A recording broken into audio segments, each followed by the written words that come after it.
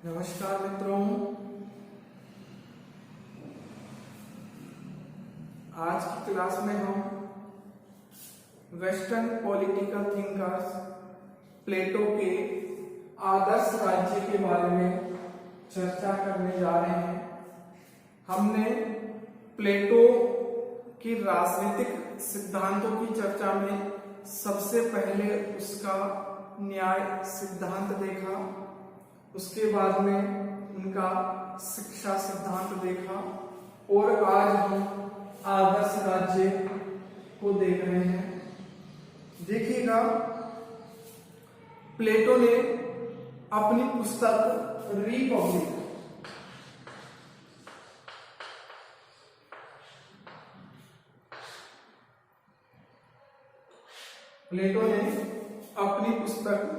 Republic में आदर्श राज्य का वर्णन किया है।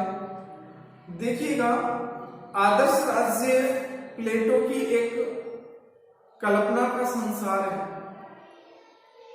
ठीक है। इसमें आपको ये देखना है कि जब हम प्लेटो का जीवन परिचय पढ़ रहे थे तो हमने देखा 399 ईसा पूर्व में 399 ईसा पूर्व में प्लेटो के गुरु सुकरात को विषपान करा के मार दिया गया था। विषपान करा के मार दिया गया था। तो प्लेटो के दिमाग में एक बात घर कर गई कि सुकरात जो तात्कालिक समय का सबसे बड़ा विद्वान व्यक्ति था, उसको तात्कालिक सरकार ने विषपान करा के मृत्युदंड दे दिया। तो आम आदमी का इस राज्य की व्यवस्था में क्या अस्तित्व है? उसके साथ कभी भी कुछ भी घटित हो सकता है। तो ऐसी स्थिति में प्लेटो ने एक सर्वश्रेष्ठ व्यवस्था की खोज करना प्रारंभ कर दिया और वह खोज आदर्श राज्य के रूप में पूरी होती है। प्लेटो ने एक आदर्श राज्य की परिकल्पना की। इस आदर्श राज्य का वर्णन उन्होंने अपने ग्रंथ रिपब्लिक में किया है। देखिएगा, ये जो आदर्श राज्य है, ये आदर्श राज्य की जो नींव है, इस नींव में प्लेटो का न्याय सिद्धांत है। नींव में प्लेटो का न्याय सिद्धांत है और इसे प्लेटो ने अपने शिक्षा सिद्धांत और साम्यवादी व्यवस्था नामक स्तंभों पे इस आदर्श राज्य को खड़ा किया। कहने का मतलब, प्लेटो ने आदर्श राज्य की नींव में रखा अपना न्याय सिद्धांत जो हम पढ़ चुके हैं और उसे शिक्षा और अपनी साम्यवादी व्यवस्था नामक दो स्तंभों पर उसे खड़ा किया है, जिससे वह एक सर्वश्रेष्ठ व्यवस्था बन सके। कैसे? देखिए, हम जब आदर्श राज्य की व्याख्या करेंगे तो ये सारी चीजें हमारे काम में आएंगी। हमने प्लेटो का न्याय सिद्धांत पढ़ लिया है, प्लेटो का शिक्षा सिद्धांत हमने पढ़ लिया है, साम्यवादी व्यवस्था हम अगली क्लास में पढ़ने जा रहे हैं, ठीक है। देखिएगा, प्लेटो ने जो आदर्श राज्य बनाया है उसकी विशेषता क्या है? उसकी पहली विशेषता है कि इस आदर्श राज्य की जो बागडोर है वह दार्शनिक राजा के पास है। किसके पास है?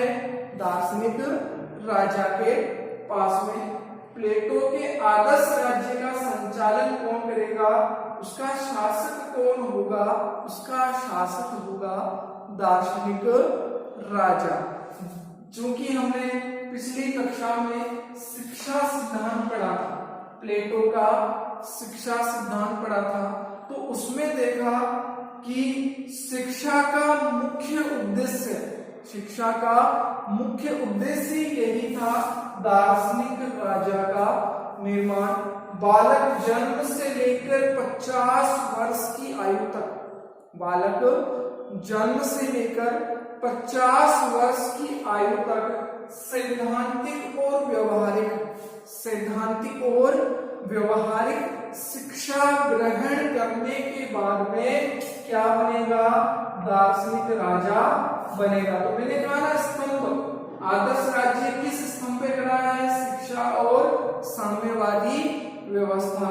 तो प्लेटो ने शिक्षा के माध्यम से एक दार्शनिक राजा के निर्माण की बात कही और उस दार्शनिक राजा के हाथ में इस आदर्श राज्य की बागडोर दी गई।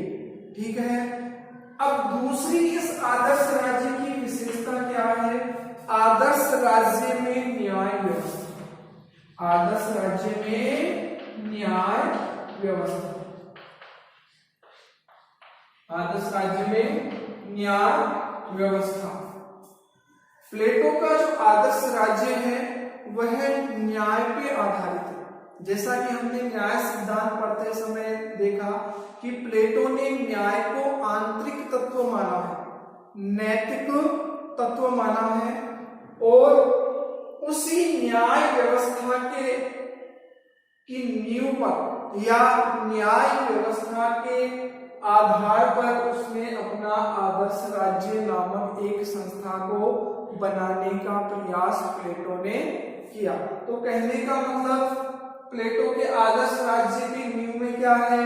न्याय सिद्धांत, जो हमने पढ़े थे, समाज के 3 वर्ग और आत्मा के 3 गुण और गुण के हिसाब से व्यक्ति को कार्य करने की स्वतंत्रता। ठीक है।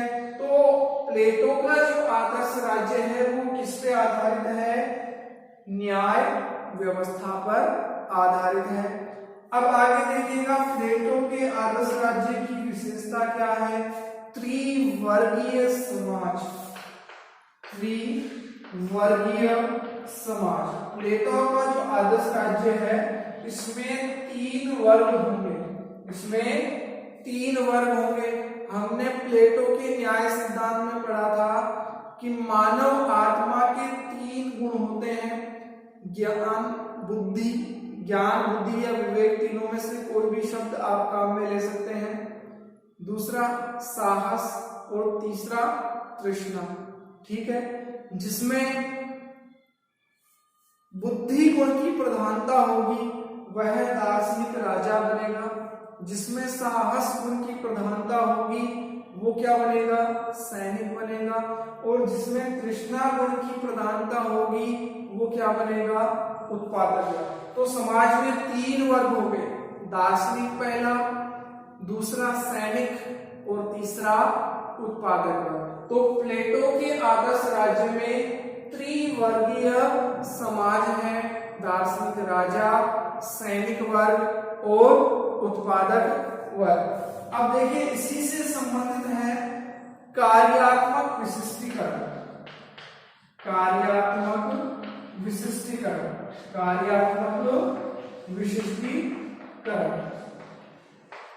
देखो, प्लेटो ने अपने न्याय सिद्धांत के माध्यम से आदर्श राज्य में कार्यात्मक विशिष्टीकरण का सिद्धांत अपनाया है, जिसमें बुद्धि गुण की प्रधानता होगी वह दार्शनिक राजा बनेगा, जिसमें साहस गुण की प्रधानता होगी वह सैनिक का काम करेगा, और जिसमें तृष्णा गुण की प्रधानता होगी वह उत्पादक वर्ग का काम करेगा। तो कहने का मतलब अपने आत्मा के गुण के अनुसार व्यक्ति कार्य करेगा। एक तरीके से कह सकते हैं श्रम विभाजन का सिद्धांत भी इसमें कह सकते हैं। प्लेटो के आदर्श राज्य में क्या है? श्रम का विभाजन है। प्रत्येक व्यक्ति के गुण के अनुसार कार्य का निर्धारण किया गया है और कोई भी व्यक्ति दूसरे व्यक्ति के कार्यों में हस्तक्षेप नहीं करेगा। ऐसी व्यवस्था प्लेटो के आदर्श राज्य में प्लेटो ने बताई। और देखिएगा कि प्लेटो का जो आदर्श राज्य है, प्लेटो के आदर्श राज्य में राज्य नियंत्रित शिक्षा व्यवस्था है। राज्य नियंत्रित शिक्षा व्यवस्था है। प्लेटो के आदर्श राज्य में राज्य नियंत्रित शिक्षा व्यवस्था है। राज्य के द्वारा शिक्षा व्यवस्था का संचालन किया जाएगा। जैसा कि हमने प्लेटो के शिक्षा सिद्धांत में हमने देखा था कि 6 वर्ष की आयु में बालक को राज्य को सौंप दिया जाएगा। अब समस्त जिम्मेदारी राज्य की होगी। ठीक है, एक आएगा आदर्श राज्य में साम्यवादी व्यवस्था। साम्यवादी व्यवस्था पर आधारित, साम्यवादी व्यवस्था पर आधारित। देखिएगा, प्लेटो ने अपने आदर्श राज्य में ऐसी व्यवस्था की है कि जो समाज का जो संरक्षक वर्ग है, समाज का जो संरक्षक वर्ग है, जिसमें हमने शामिल किया दार्शनिक राजा और सैनिक वर्ग, दार्शनिक राजा और सैनिक वर्ग, उनपे यह साम्यवादी व्यवस्था लागू होगी।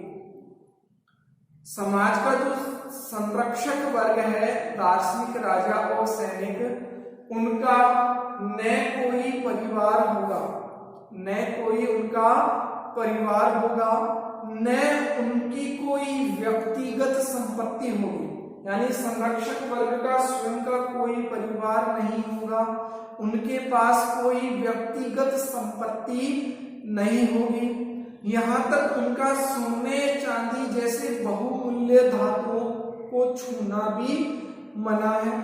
राजा या सैनिक जो भी संरक्षक वर्ग है, वह सार्वजनिक स्थानों पे रहेंगे, सार्वजनिक भोजनालयों में भोजन करेंगे, उनके लिए कोई अतिरिक्त व्यवस्था नहीं की जाएगी।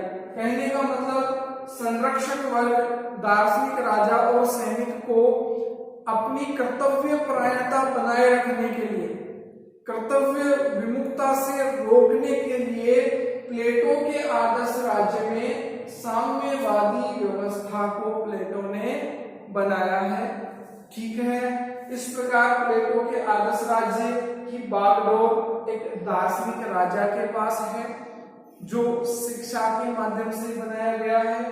आदर्श राज्य न्याय पर आधारित है। न्याय सिद्धांत हमने पहले पढ़ा था। इसमें त्रिवर्गीय समाज है, दार्शनिक राजा, सैनिक और उत्पादक वर्ग। कार्यात्मक विशिष्टीकरण या श्रम विभाजन, व्यक्ति के गुण के अनुसार कार्य करने पर बल दिया गया है, दूसरे के कार्य में हस्तक्षेप निषेध किया गया है। प्लेटो के आदर्श राज्य में राज्य नियंत्रित शिक्षा व्यवस्था है और प्लेटो के आदर्श राज्य की जो बागडोर दार्शनिक राजा को दी है, राज्य की सुरक्षा का दायित्व सैनिकों का है, उन पर उन्होंने साम्यवादी व्यवस्था को लागू किया है, जिससे वह कर्तव्य विमुख नहीं हो। इसी के साथ हमारा आदर्श राज्य सिद्धांत पूरा होता है। इससे संबंधित आपके कोई भी समस्या हो तो कमेंट बॉक्स में जरूर लिखिएगा। धन्यवाद।